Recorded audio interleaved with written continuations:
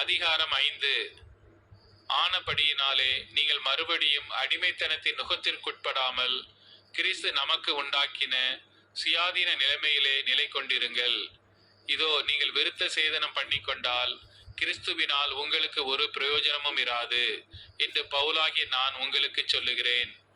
மேலும் விருத்த சேதனம் பண்ணிக்கொள்ளுகிற எந்த மனுஷனும் நியாயப்பிரமாணம் முழுவதையும் நிறைவேற்ற கடனாளியாய் இருக்கிறான் என்று மறுபடியும் அப்படிப்பட்டவனுக்கு சாட்சியாக சொல்லுகிறேன். நியாயப்பிரமாணத்தினால் நீதிமான்களாக விரும்புகிற நீங்கள் யாவரும் கிறிஸ்துவை விட்டு பிரிந்து கிருபை நின்று விழுந்தீர்கள். நாங்களோ நீதி கிடைக்கும் என்று ஆவியை கொண்டு விசுவாசத்தினால் நம்பிக்கையோடு காத்திருக்கிறோம். கிறிஸ்து இயேசுவினிடத்தில் விருத்த சேதனமும் விருத்த சேதனம் இல்லாமையும் ஒன்றுக்கும் உதவாது.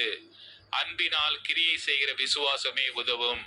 நீங்கள் நன்றாய் ஓடினீர்களே, சத்தியத்திற்கு கீழ்ப்படியாமற் போக உங்களுக்கு தடை செய்தவன் யார்? இந்த போதனை உங்களை அழைத்தவரால் உண்டானதல்ல. புளிப்புள்ள கொஞ்ச மாவானது பிசைந்த மாவனத்தையும் உப்ப பண்ணும். நீங்கள் வேறு விதமாய் சிந்திக்க மாட்டீர்கள் என்று நான் கர்த்தருக்குள் உங்களை குறித்து நம்பிக்கையாயிருக்கிறேன். உங்களை கலக்குகிறவன் எப்படிப்பட்டவனாயிருந்தாலும் தனக்கேற்ற ஆக்கினையை அடைவான். சகோதரரே, இதுவரைக்கும் நான் விருத்த சேதனத்தை பிரசங்கிக்கிறவனாயிருந்தால் இதுவரைக்கும் எண்ணத்திற்கு துன்பப்படுகிறேன். அப்படியானால் சிலுவையை பற்றி வரும் இடரல் ஒளிந்திருக்குமே. உங்களை கலக்குகிறவர்கள் தரிப்புண்டு போனால் நலமாயிருக்கும். சகோதரரே, நீங்கள் சுயாதீனத்திற்கு அழைக்கப்பட்டீர்கள். இந்த சுயாதீனத்தை நீங்கள் மாம்சத்திற்கு ஏதுவாக அனுசரியாமல் அன்பினாலே ஒருவருக்கொருவர் ஊழியம் செய்யுங்கள். உன்னிடத்தில் நீ அன்பு கூறுவது போல பிறனிடத்திலும் அன்பு கூறுவாயாக என்கிற இந்த ஒரே வார்த்தையிலே நியாயப்பிரமாணம் முழுவதும் நிறைவேறும். நீங்கள் ஒருவரை ஒருவர் கடித்து பட்சித்தீர்களானால் அழிவீர்கள். அப்படி ஒருவரால் ஒருவர் அழிக்கப்படாதபடிக்கு எச்சரிக்கையாயிருங்கள். பின்னும் நான் சொல்லுகிறது என்னவென்றால், ஆவிக்கேற்றபடி நடந்து கொள்ளுங்கள். அப்பொழுது மாம்ச இச்சையை நிறைவேற்றாதிருப்பீர்கள். மாம்சம் ஆவிக்கு விரோதமாகவும் ஆவி மாம்சத்துக்கு விரோதமாகவும் இச்சிக்கிறது. நீங்கள் செய்ய வேண்டும் என்றிருக்கிறவைகளை செய்யாதபடிக்கு இவைகள் ஒன்றுக்கொண்டு விரோதமாயிருக்கிறது. ஆவியினால் நடத்தப்படுவீர்களானால் நீங்கள் நியாயப்பிரமாணத்திற்கு கீழ்ப்பட்டவர்கள் அல்ல. மாம்சத்தின் கிரியைகள் வெளியரங்கமாயிருக்கின்றன.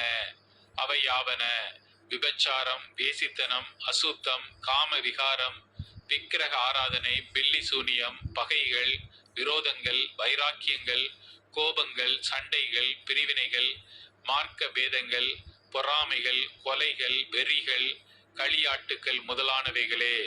இப்படிப்பட்டவைகளை செய்கிறவர்கள் தேவனுடைய ராஜ்யத்தை சுதந்தரிப்பது இல்லை என்று முன்னே நான் சொன்னது போல இப்பொழுதும் உங்களுக்கு சொல்லுகிறேன். ஆவியின் கனியோ அன்பு, சந்தோஷம், சமாதானம், நீடிய பொறுமை, தயவு, நற்குணம், விசுவாசம், சாந்தம், இச்சையடக்கம். இப்படிப்பட்டவைகளுக்கு விரோதமான பிரமாணம் ஒன்றுமில்லை. கிறிஸ்துவினுடையவர்கள் தங்கள் மாம்சத்தையும் அதன் ஆசை இச்சைகளையும் சிலுவையில் அறைந்திருக்கிறார்கள். நாம் ஆவியினாலே பிழைத்திருந்தால் ஆவிக்கேற்றபடி நடக்கவும் கடவோம். வீண் புகழ்ச்சியை விரும்பாமலும் ஒருவரை ஒருவர் கோபமூட்டாமலும் ஒருவர் மேல் ஒருவர் பொறாமை கொள்ளாமலும் இருக்க கடவோம். கலாத்தியர்